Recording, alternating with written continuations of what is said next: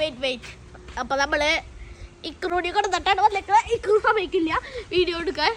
അപ്പൊ നമ്മള് rifle club കണ്ടിട്ടുണ്ട്. പിന്നെ ഇത് പുതിയ ഗൈഡ് പുതിയ ഐഡന്റിറ്റി ആണ്. ഇത് വേണമെങ്കിൽ നിങ്ങൾ കമന്റ് ചെയ്യാം. ഈ ഐഡന്റിറ്റി വേണമെങ്കിൽ നിങ്ങൾ കമന്റ് ചെയ്യാം. പണ്ടത്തെ കല്യാണം മതിയോ നിങ്ങൾ കമന്റ് ചെയ്യാം. അപ്പോൾ അടിപൊളിയായിരുന്നു സിനിമ. അയ്യോ സിനിമ എനിക്ക് പറയാനില്ല സിനിമയെ കുറിച്ച്. അത്ര ഒരു സിനിമ അത്.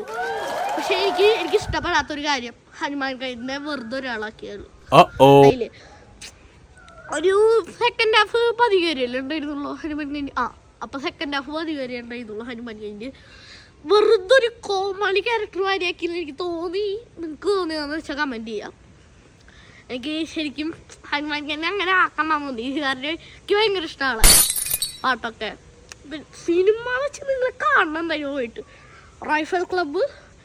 പക്ഷെ ഇങ്ങനെ കഥ ആലോചിച്ച് പോവാ. പക്ഷെ ചെറിയൊരു കഥ ആലോചിച്ച് പോയാൽ മതി.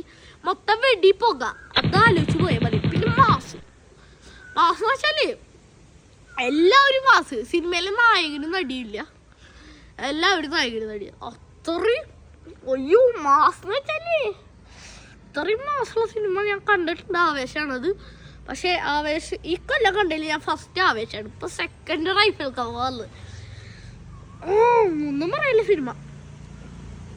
എല്ലാവരും പോയി കാണാം റൈഫൽ ക്ലബ്ബ്. പിന്നെ 5 ഞാൻ ഇതിന് എന്തായാലും 4 കൊടുക്കും. കാരണം 5 ഞാൻ ആവേശത്തിന് കൊടുത്തിട്ടുണ്ട്.